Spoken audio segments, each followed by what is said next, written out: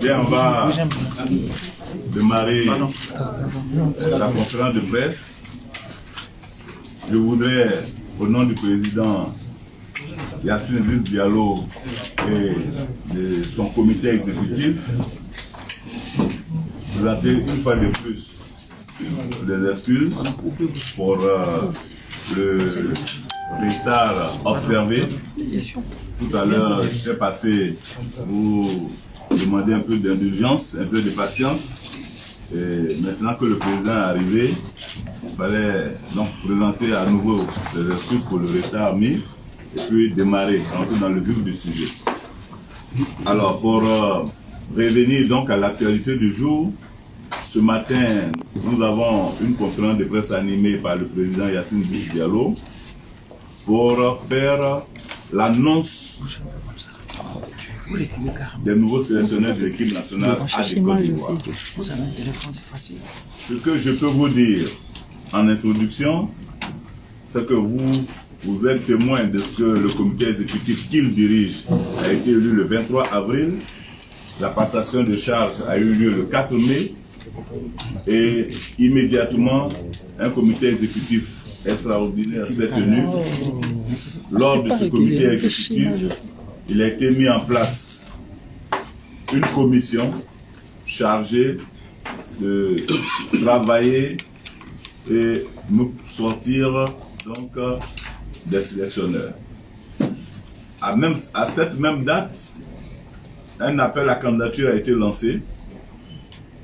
Et l'appel qui a été lancé, il y a eu beaucoup de réponses, contrairement à ce que certains pouvaient penser ou ont pensé.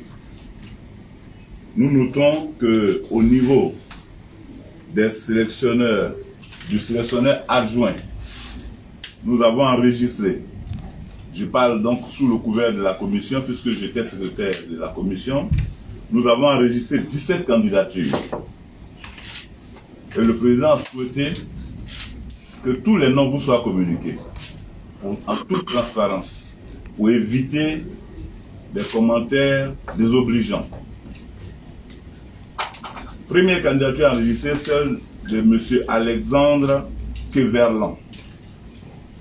Ensuite, la candidature de M. Denis Valour. Alors, je ne vous donnerai pas le document, donc vous pourrez prendre note. M. Aïdara Choualio. M. Maxime Muller. M. Teddy Moran. M. Romain Eke. Monsieur Siloué Yelato, Monsieur Thierry Joël, Monsieur Kwadio Deka, Monsieur Ismaël Bakayoko, Monsieur Guédé Ange, Monsieur Serge Alain Bougouyou, Monsieur Amani Yao Lambert César, Monsieur Guéhi Monguéhi François, Monsieur Assoumou Jean-Marie Brou, Monsieur Sekou Fofana et la candidature de Monsieur Faye Hermès. Telles sont les 17 candidatures qui ont été donc enregistrées. Au niveau de l'entraîneur principal, 22 candidatures ont été enregistrées. Comme suit: Roberto Bordin, Daniel Briard. Donc je reprends: Roberto Bordin, Daniel Briard, Jean-Louis Gassé, Patrick Essé, Luc Eimaël, Lénoir Michael, Sébastien Desarbres, Fabiano Flora. Donc après Sébastien Desarbres, vous avez Fabiano Flora. Antonio Conceição, Lavagne Denis, Philippe Troussier Bernard, Didier Six, Antoine Camboiré, Christian Gourcuff, Frédéric Hans, Olivier Echouafni, Yves Clément Arogat, François Zawi, Merwan Jorvan Vieira, Georges Costa, Patrick Delville et M. Tom Julianis Saint-Fiet. Telles sont donc les 22 candidatures qui ont été enregistrées, soit personnellement ou par personne interposée. Au bout donc du terme de l'appel à candidature qui a été lancé le 4 et qui s'est fermé le 10, la commission de sélection s'est réunie le 11 et les examens et délibérations ont eu lieu. Au bout de cette séance, 2 shortlists ont été retenus.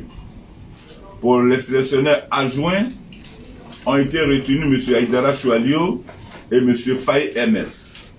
Au niveau des sélectionneurs A, ont été retenus M. Jean-Louis Gasset, M. Antoine Camboiré et M. Tom Julianus Saint-Fiat. Le nom d'Antoine de Jean-Louis Gasset avait été annoncé et les 2 autres n'avaient pas pu être annoncés. Mais aujourd'hui, le président a demandé que ce soit dit pour éviter tout commentaire. C'est vrai qu'ils ont demandé que ce ne soit pas fait parce qu'ils sont sous contrat, mais aujourd'hui, il fallait que tout soit mis sur la table et que les Ivoiriens sachent qui a candidaté, qui n'a pas candidaté. C'est pourquoi nous vous donnons la liste complète. Donc, à partir de cette liste, ce que vous n'avez pas entendu, c'est que ces personnes n'ont pas candidaté. Sur la short list, la commission s'est réunie à nouveau dans la journée du 19 mai, de 17h à 19h, pour faire un dernier examen. Et au bout de cet examen, ont été retenus en qualité de sélectionneur national adjoint M. Faye Ernest. Faye Ernest. Au titre de sélectionneur national principal, M. Jean-Louis Gasset. Mesdames et messieurs, chers amis journalistes, tels sont donc les noms que nous attendions. Je vous laisse le président pour répondre à toutes vos préoccupations. Je vous remercie.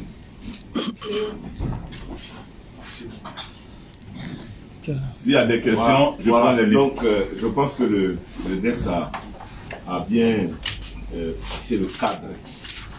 J'ai souhaité qu'il fasse cette explication pour que tout soit clair.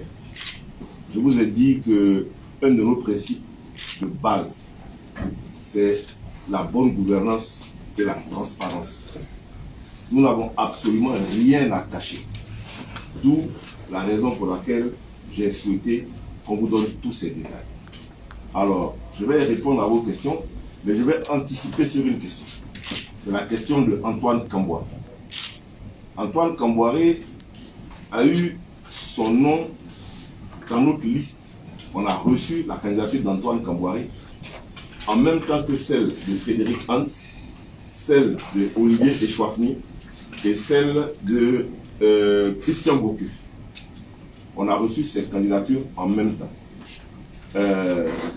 Quand nous avons dépouillé, le texte a bien précisé, il y avait des candidatures qui étaient faites directement par les intéressés et d'autres par des agents. Donc ces 4 candidatures ont été déposées par un agent. Donc pour des questions de principe, nous avons demandé à l'agent de nous produire les mandats, puisqu'il n'est qu'un agent. Donc il travaille ou travaillerait pour le compte de cette personne. De nous produire les mandats sous 48 heures. L'agent n'a pas été capables de nous produire les mandats. Par conséquent, dès lors que les mandats n'ont pas été produits, nous considérons que ces personnes n'ont pas candidaté, puisque ce n'est pas elles-mêmes qui ont déposé leur candidature. Par conséquent, dans cette liste de 22 que nous avons reçue, nous avons, après avoir attendu les 48 heures d'obtention de mandat, estimé que ceux-là n'étaient pas en réalité les candidats. Donc, pour clore le débat sur cet aspect. Et en réalité, donc, si vous prenez, M. Antoine Kamwale n'a en fait jamais été candidat, puisqu'il n'a pas candidaté, ni lui, ni à travers l'agent qui nous a déposé la demande. Question aussi donc de transparence, pour que tout soit vraiment bien clair. Et le texte a encore dit, j'ai demandé qu'on vous cite tous ces noms, parce que nous sommes dans un pays où malheureusement, on a beaucoup de personnes qui vivent du mensonge et de la polémique. Nous avons entendu des noms, moi j'étais surpris d'entendre des noms, de voir des supputations, des discussions sur des noms qui n'ont jamais candidaté. Je prends un nom comme Carlos Queiroz, je prends un nom comme Vilas Boas, ils n'ont jamais candidaté. Je prends un nom même comme notre frère Kolo, il n'a jamais candidaté. Pourquoi vous voulez prendre le nom des gens pour faire des polémiques? Nous sommes une fédération responsable, on a fait un appel à candidature, donc on travaille avec ceux qui ont répondu à l'appel à candidature. Ceux qui n'ont pas répondu, il faut respecter leur posture et les laisser tranquilles dans leur coin. Donc il est vraiment important que nous nous comprenions sur cet aspect des choses. Ceci étant dit, je suis à votre disposition pour les questions. Je souhaite que les questions soient des questions claires et précises. Je ne veux pas de polémique. Je veux simplement que nous ayons la possibilité aujourd'hui de dire la vérité aux Ivoiriens en toute transparence. S'il y a des personnes qui ont eu à un moment à citer des entraîneurs qui étaient sur une shortlist et que ces entraîneurs-là n'ont jamais candidaté, qu'ils aient l'honnêteté de le reconnaître. Et on ferme le débat. Nous, à la fédération, les noms qu'on vous a donnés sont les noms de ceux qui ont candidaté. C'est très important. En dehors de ça, personne n'a candidaté. Donc, je vous donne la parole. Armand va prendre une première liste de 3 personnes. Oui. Et puis, Aimé. Oui. Après Guidé.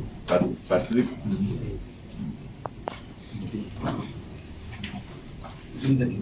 Zoom. Zoom. Allons, c'est bon. Aimé, vous avez la parole.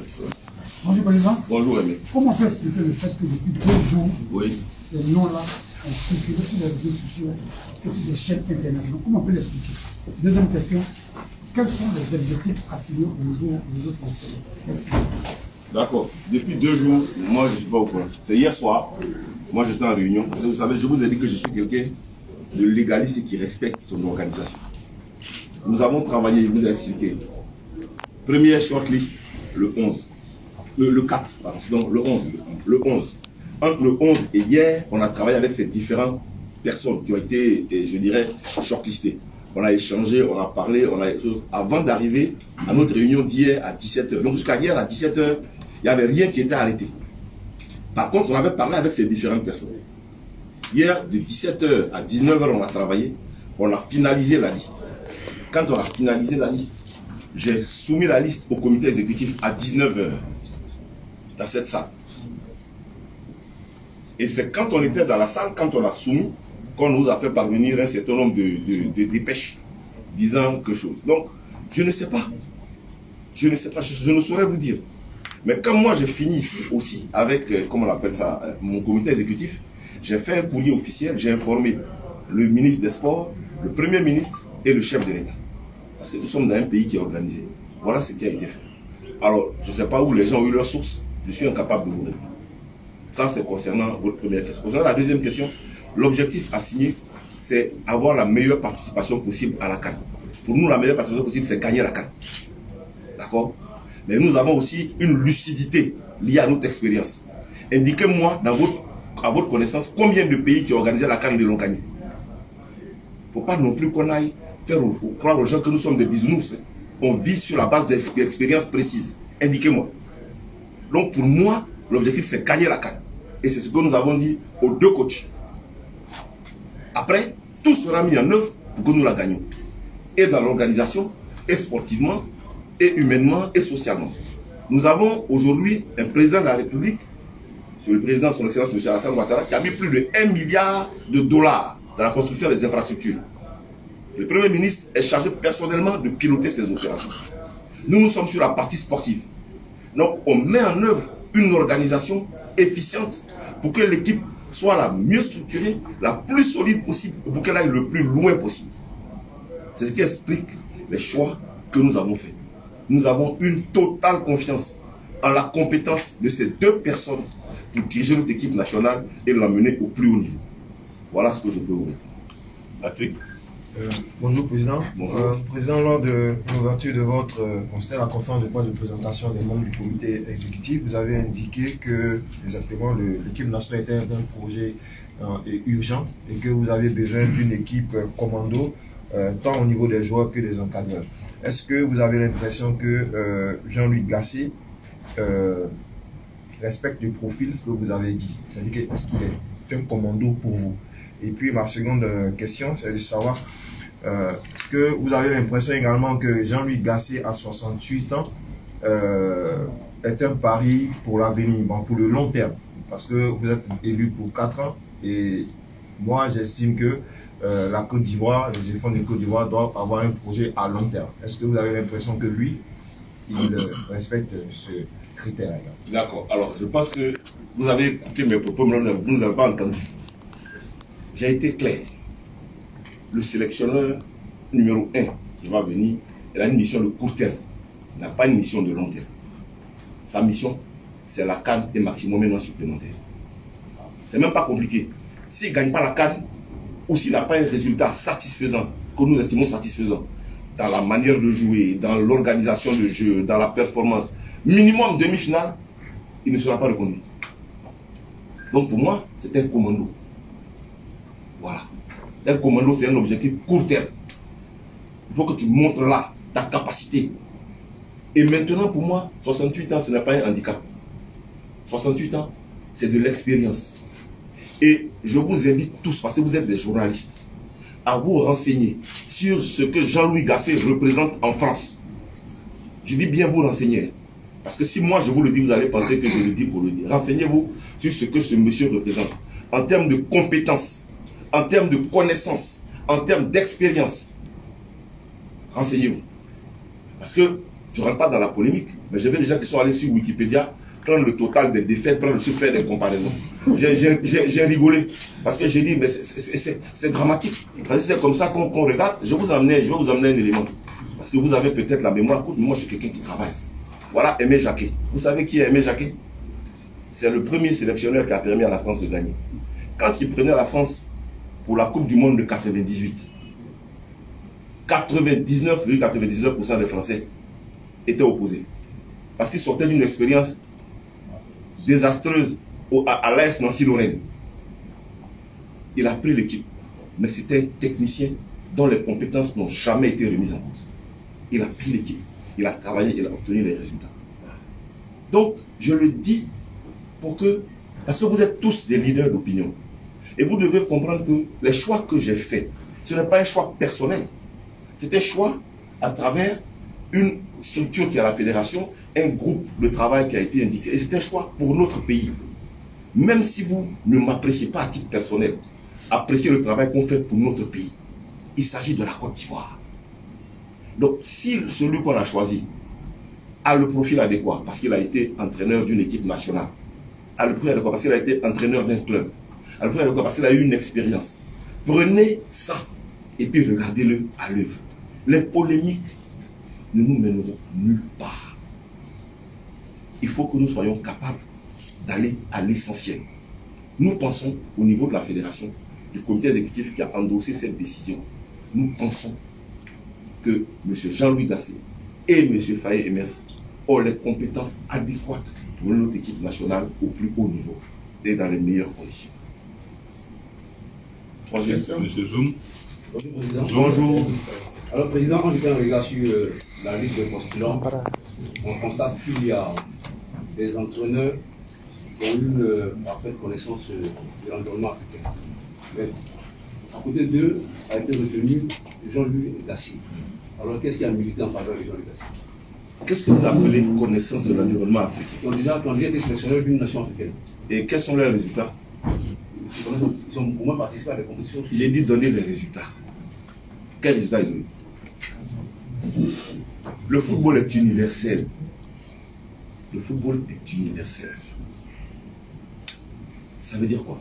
Quand on a une connaissance du football avec des diplômes de haut niveau, quand on a entraîné dans une équipe de football de haut niveau, que ce soit en Amérique du Sud, que ce soit en Europe, que ce soit en Afrique ou en Asie, on a une connaissance du football. Le football africain dont vous parlez, regardez les équipes qui jouent. Il y a combien de joueurs qui évoluent dans le football africain? Prenez l'équipe du Sénégal, dites-moi, il y a combien de joueurs qui évoluent au Sénégal? Prenez l'équipe du Cameroun, il y a combien de joueurs qui évoluent au Cameroun? Prenez l'équipe de Côte d'Ivoire, il y en a combien? Donc, ne ramenez pas ça au football africain, ça ne veut rien dire. Les joueurs qui évoluent dans nos compétitions africaines, en dehors du CHAN, parce que c'est le CHAN qui prend les joueurs locaux, mais en Coupe d'Afrique des Nations, ce n'est pas les joueurs qui évoluent dans l'environnement africain. Donc on doit prendre une compétence qui connaît le football. Et c'est ce que nous avons fait. Jean-Louis Gasset a un cursus qui est un cursus avec une belle expérience, une belle connaissance du football mondial, des joueurs africains. Si ça peut vous faire plaisir, je vais vous donner une anecdote. Jean-Louis Gasset, son meilleur ami, vous savez c'était qui dans sa jeunesse? C'était Mama Ouattara, père à son âme. Parce qu'ils ont joué ensemble à Montpellier. Donc ça peut vous dire qu'il connaît peut-être l'Africain parce qu'il a un lien. Mais ce n'est pas ça qui compte. Ce qui compte, c'est la connaissance de Jean-Louis Gasset du football. Sa capacité à organiser notre équipe nationale. Sa capacité à la mettre, à la modeler pour obtenir les résultats que nous recherchons. Et cette capacité, nous pensons qu'il a, au-delà de la connaissance du football africain, qui pour moi n'est pas indispensable. Ok, une nouvelle liste. Oui. Ouais, Ange. Il y a une main qui se lève ici. Corée. Ok. Allons-y. Donc on parle avec les trois noms. Oui. Alors, Président, bonjour. Bonjour. Il a posé une question en ce qui concerne ce qui a milité en faveur du nouveau sélectionneur Jean-Louis Gasset. Moi, je voudrais savoir ce qui a milité en faveur du choix de Faye et Metz. Voilà. Entre les deux, Koulibaly Choiseau et Choiseau Aïdara, pardon, et puis Faye et Metz. Qu'est-ce qui vous a appelé sur la balance pour faire ce choix? Alors, sans trahir les secrets de la commission, en fait, il y a des grilles d'évaluation qui avaient été, comment on appelle ça, conçues. Et à travers ces grilles d'évaluation, un certain nombre de critères. Et donc, c'est les éléments de ces grilles d'évaluation qui ont permis de choisir Emers Faye. Sachant que Aïdara Choiseau, il fait partie de la fédération parce qu'il est employé à la fédération. Donc, c'est un de nos collaborateurs qui, dans tous les cas, fait partie de nos staffs et qui participera à la vie des activités de la fédération. Mais les grilles qui ont été mises en place par les membres de la commission ont permis de faire sortir Emers en tête. C'est ce qui explique que Emers a été retenu. Monsieur Ange. Oui, merci. Je pense que pour beaucoup de journalistes ivoiriens, en s'intéressant à la nomination future du sélectionneur de la Côte d'Ivoire, pour la plupart, l'Ivoirien se disait que s'il y a un entraîneur qui sort du lot, je donne un exemple, comme Hervé Renard et tout, on peut prendre un expatrié. Mais si ce n'est pas un entraîneur qui sort du lot, pourquoi ne pas prendre des sélectionneurs locaux? Et les noms qui revenaient souvent, c'était Kolo Touré, c'était Aïdara Choiseau, c'était Xavier François. Est-ce que la commission a estimé que Jean-Louis Gasset était meilleur que tous ces entraîneurs ivoiriens-là? Maintenant, tu as posé la question, tu as donné sa réponse. Donc, je ne sais pas ce que je peux te dire. La commission a eu des grilles d'évaluation. Toi, Ange, tu prends Jean-Louis Gasset, tu prends son profil, tu prends le profil de ce que tu as indiqué là. Il y a une comparaison. En termes de connaissance du football, en termes d'expérience, en termes de compétences, au-delà du fait de la nationalité, parce que toi tu as ramené ça à la nationalité. En dehors de ça, est-ce qu'il y a une comparaison? Non, moi j'estime, moi, oui, personnellement, toi, oui, c'est pas oui, le président, je oui, ne fais pas ça face à vous. Oui. Mais je pense oui, que si on a un entraîneur comme Hervé Renard qui a remporté la CAN avec la Zambie, qui a remporté la CAN avec la Côte d'Ivoire, c'est-à-dire c'est des grands noms. Mais face à des gens comme Gasset, Antonetti et autres, moi, je peux me tromper, moi je ne connais pas le football plus que vous, vous êtes le président, vous maîtrisez le football plus que moi. Mais moi, à mon petit niveau, je pense que des gens, puisque vous avez donné des exemples, vous avez donné l'exemple du Sénégal, où les joueurs sont en Europe, mais le sélectionneur, c'est un Sénégalais. Ce n'est pas le seul exemple. Il y a également l'Algérie. Les joueurs sont en Europe, mais le sélectionneur, c'est un Algérien. Moi, j'estime que quelqu'un comme Kolo Touré, qui a été capitaine des éléphants, qui a été adjoint de Hervé Renard, qui a été adjoint d'Ibrahim Kamara, je pense que par rapport à un Jean-Louis Gasset, pour moi, le choix est vite fait. D'accord. Alors, je vais t'aider à améliorer ta connaissance et tes choix. Premièrement, Kolo n'a pas candidaté. Pourquoi tu parles de quelqu'un qui n'a pas déposé son dossier? Donc, à partir de là, déjà, si c'est Kolo, on le met de côté, il n'y a pas de débat. Donc, lui, on l'enlève de ton analyse. Deuxième chose, tu dis, pour toi, Aïdara Choualio, et puis qui? Tu as donné un autre. Zawi sont des gens qui sont, selon toi, plus compétents que Jean-Louis Gasset. Bon, ça c'est selon toi. Selon nous, nos critères. Selon nous, nos critères. Jean-Louis Gasset répond plus à nos besoins à la date d'aujourd'hui que ces personnes que tu as indiquées. Et je continue. Tu as donné l'exemple de Cissé. Je savais que l'exemple allait sortir. Je me suis documenté parce que je vous connais. Donc, voilà. Donc, Cissé, il a commencé comme sélectionneur olympique et sélectionneur adjoint de 2012 à 2015. 3 ans. C'est à partir de 2015 qu'il a été titularisé. Donc, après 3 ans d'apprentissage, il a été titularisé. Et c'est au bout de 7 ans, en 2022, qu'il a gagné. Si tu as écouté ce que je t'ai dit, ce que j'ai dit aux Ivoiriens, j'ai dit je prépare l'avenir pour un Ivoirien. Mais la CAN, dans un délai d'1 an, nécessite une équipe commando. Ce qui explique que dans l'appel à candidature, le poste d'adjoint a été réservé à un Ivoirien. C'est-à-dire qu'aucun Européen ne pouvait candidater. Donc tout ce dont tu parles là, s'il m'avait écouté, s'il voulait aller dans un processus, que moi je veux un processus graduel et un processus efficace, ils auraient candidaté. Ils auraient sans doute été retenus, comme on a retenu Faye aujourd'hui, pour aller plus loin. Donc il est important, et je suis content que tu aies posé la question, parce que comme vous êtes sur le plateau, puis je vois Charles, c'est vous qui parlez beaucoup sur le plateau. Il faut aller dire la vérité aux Ivoiriens, que les noms qu'on a donnés là, ils n'ont pas candidaté. Donc enlever, c'est pas la blague sur nous. Non, c'est pas chose. Donc, oui, ce qu'on doit vous dire, oui. Quand vous dites que quelqu'un n'a pas candidaté, oui. Vous, quand vous avez posé votre candidature en tant que président, oui. Vous aviez une idée de personnes qui pouvaient être sélectionnaires de la Côte d'Ivoire. Donc, ce n'est pas parce que quelqu'un n'a pas posé sa candidature que vous, en tant que président, vous ne pouvez pas aller vers la personne. Non, mais ça dit que ce qui me surprend, c'est que on pose des règles, toi tu dis qu'il faut qu'on sorte des règles. Moi, je ne sors pas des règles. Moi, ma décision, je suis quelqu'un, j'ai fait la fédération de Jacques Anouma. Je vais vous raconter une anecdote. Quand Henri Michel est venu en Côte d'Ivoire, vous savez qui a fait venir Henri Michel? C'est moi. Par rapport à quand j'étais avec Jacques Anouma. Vous savez comment on a choisi Henri Michel? On a donné des critères. Mais on l'a choisi par nous-mêmes. Mais quand il est venu, ceux qui ont une mémoire, vous savez les polémiques qu'on a eues ici. Des polémiques terribles. Mais qu'est-ce qu'on vous a dit?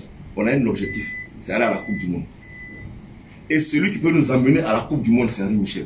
Sur la base des critères qu'on a identifiés. À l'arrivée, on a menti. On était tous contents ici de se qualifier, non? C'est une démarche qui aurait pu être identique si j'avais choisi un individu. Mais je n'ai pas voulu le faire. J'ai voulu faire une démarche qui respecte les procédures de transparence. D'où l'appel à candidature. Et j'aurais souhaité, je dis bien j'aurais souhaité, que les Ivoiriens qui estiment qu'ils peuvent accompagner le projet candidatent. Auquel cas, on aurait pu. Mais je ne peux pas aller individuellement. Je ne peux pas être en contradiction avec ma démarche. Je ne peux pas lui faire l'appel à candidature et puis je vais par derrière prendre quelqu'un pour qu'il vienne. En dehors de l'appel à candidature. Non. Donc, on va clore ce débat. On a fait un appel à candidature. Il y a des personnes qui ont participé à cet appel à candidature. C'est dans ces personnes-là que nous avons identifié les choix que nous avons opérés. Et ce sont des choix que nous espérons être des bons choix pour notre pays. Des bons choix. Et donc, il faut les juger à l'œuvre. Donc, j'ai pris à lui, j'ai pris tout, hein, les expériences de chacun, et tout est là. On parle sur la base d'éléments factuels. D'accord? L'autre, c'est qui? Corée. Corée, oui. Merci, Président. Et félicitations encore pour votre élection. Merci. Félicitations pour le choix. Merci, Corée. Moi, ma première question, c'est connaître la durée exacte du contrat. Soyez tolérants. Il parle où quelqu'un dit oh. Voilà. Continue, voilà. La durée exacte, voilà. Oui. Contrat du sélectionneur. Oui. Vous avez dit à moins terme, ça peut être 1 an, 6 mois, 1 an ou 2 ans. Renouvelable ou pas. S'il vous plaît. Ma deuxième question. Soyez tolérants. Ma deuxième question, c'est sur le choix de l'adjoint. Vous avez dit lors de la campagne que vous choisirez un local qui connaît le milieu, qui a été formé ici ou qui a joué ici. Il ne faut pas dire ce qu'il n'est pas dit. Bon, d'accord. Un local. Voilà, bon. Vraiment, je suis un peu dans la réponse que vous avez donnée à la dame. Je suis un peu resté sur ma fin sujet. Alors, je rectifie. Je n'ai pas dit un local, j'ai dit un Ivoirien. Un Ivoirien. Faye, mais c'est Ivoirien. C'est un Ivoirien. Bon, donc on parle de quoi? Exactement. Donc, bon, je veux savoir si, logiquement, parce que après le départ de l'autre, c'est un Ivoirien qui doit prendre la relève, si je vous suis. Tout à fait. Mais Choaleu Aïdara, nous le connaissons tous. Il a gravi tous les échelons. Les sportifs l'ont de gagner jusqu'à arriver à la tête de l'équipe Espoir. Il a fait une très bonne campagne en Égypte et au JO, malgré les difficultés. Mais on ne comprend pas pourquoi il n'a pas été choisi et c'est Faye MS qui est pris. Donc, je veux connaître les raisons parce que j'ai pas. D'accord, donc tu n'as pas écouté. Non, je vous ai écouté, mais j'ai pas. D'accord. Non, tu n'étais pas concentré. Je vais répéter. Donc, la durée du contrat, je vous ai dit, la durée du contrat de Jean-Louis Gasset, on appelle ça 1+1. Pour que vous puissiez comprendre. 1+1. Ça veut dire quoi? L'objectif, c'est la CAN 2023 en Côte d'Ivoire. C'est ça qui est l'objectif. S'il la gagne, son contrat est reconduit automatiquement. Pour 1 an. S'il ne la gagne pas, que sa participation a été satisfaisante, nous aurons les moyens d'évaluer cette participation. Si elle a été satisfaisante, il peut être reconduit pour 1 an. Si elle n'a pas été satisfaisante, il s'arrête au bout d'1 an. Est-ce que c'est clair?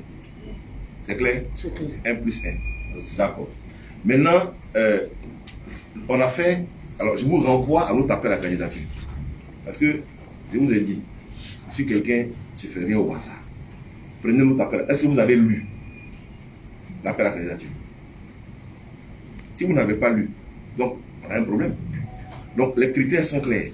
Et dans les critères qui ont été clairs là, on a retenu 2 pour être adjoint.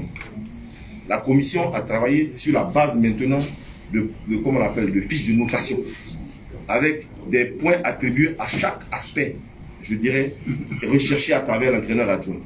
Et ces notations-là, en fin de parcours, ont donné Faye Mess devant Aïdara. C'est tout.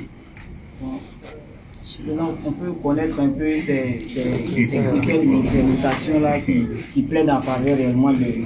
Quand tu vas passer un examen, là, on dit maths, coefficient, temps, physique, c'est la même chose là on a fait. Et puis dans le coefficient là, c'est comme ça qu'elle s'est sortie. Vraiment le détail là, tu ne peux pas te donner. Ok. Annoncia, ensuite Ange, Et puis à Capou, Abdul Capou. Il y a une main ici. Capou. Ok. Annoncia. Ok. Président, Oui. transparence pour transparence. depuis la nuit des temps, on n'a jamais connu le salaire du sélectionneur.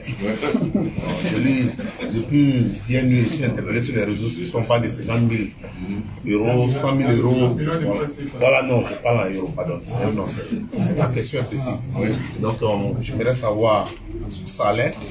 Et puis, concernant la shortlist, d'emblée, vous avez indiqué que Camboiré n'a pas déposé le dossier, a été mandaté par son agent qui n'a pas fourni les pièces. Mais pourquoi il se trouve sur la shortlist? Il me reste à voir. D'accord. Alors, le salaire, vous ne l'aurez pas parce que c'est contractuel. Quand on signe un contrat, on ne donne pas le salaire. Donc ça, il faut déjà qu'on se mette d'accord là-dessus. Donc, je ne donnerai pas le salaire parce que dans un contrat, c'est des choses qui sont confidentielles. Voilà. Maintenant, concernant, parce que vous avez dit depuis la nuit des temps, pourquoi c'est à la nouvelle, au nouveau temps là vous avez demandé ça. Vous n'avez pas eu ça dans la nuit, c'est le matin là vous avez demandé ça. Transparence. Ouais, mais transparence là, il y a des limites en matière de salariat. Mais Mbappé, on donne les transferts. Mbappé, c'est des indications. Vous ne connaissez même pas le détail. Oui, donc donner les indications. Non, mais ce n'est pas le cas. Moi, je n'ai pas vu. Voilà. Maintenant, la deuxième question, c'est pourquoi mais il vous a expliqué, vous n'avez pas suivi. Dès lors qu'on a reçu les dossiers, qu'on a planché sur les dossiers, un dossier reçu fait l'objet d'analyse. Une fois qu'on a analysé, il y a un intérêt. Donc, voilà pourquoi il y a un intérêt et il est sur la shortlist. Mais cet intérêt doit être confirmé par un mandat. Ce mandat n'arrive pas 48 heures après. Ça veut donc dire qu'on ne peut pas analyser le dossier. C'est une démarche vraiment très simple, très rationnelle. Voilà. Autre question? Ange. Bonjour, Président. Ange, oui. Président, j'ai deux questions. Oui. La première, je reviens avec le cas Faye et MS Aïdara Chouamou. J'aurais appris, je vérifie avec vous ici en conférence, que le choix de Faye au-delà des critères, est plus lié au prochain contrat de Canal qui va être révélé. En raison d'une affinité de Faye avec quelques... Je vais répondre à ça là. Je vais répondre à ça là. Non, je vais répondre à ça. C'est-à-dire que pourquoi vous les Ivoiriens, si vous aimez les on dit. Non, c'est Ange. Mais Ange, où est le lien que Faye et Metz a avec Canal? Je ne sais même pas. Je n'ai jamais entendu ça. Il faut dire à ceux qui t'ont dit là que ce n'est pas vrai. On peut faire ça. Oui, ils ont déjà fait. Deuxième question. Alors, président, on a un match le 3. Oui. Ayam Sokro. Oui. Quand est-ce que le sélectionneur sera là et quand est-ce que la liste sera connue du nouvel entraîneur quand on sait que la marge est très courte? Excellente question. Nous sommes une fédération, donc on a un mode de fonctionnement qui nous permet donc d'anticiper les choses. J'ai vu un moment un débat sur qu'on a convoqué, le DEX n'a pas le droit de convoquer, c'est un sélectionneur qui doit... Un débat bizarre. C'est-à-dire que Côte d'Ivoire, on crée toujours des débats bizarres. Donc, alors que les joueurs ont été sélectionnés sur convocation, le sélectionneur fait une proposition et la convocation est signée par le DEX. C'est toujours comme ça. Donc, qu'est-ce que nous avons fait? Il y a des dates FIFA. Quand on vous donne une fenêtre, à partir de cette fenêtre-là, il y a un rétro-planning. Donc, c'est-à-dire 15 jours avant, vous devez faire les pré-convocations.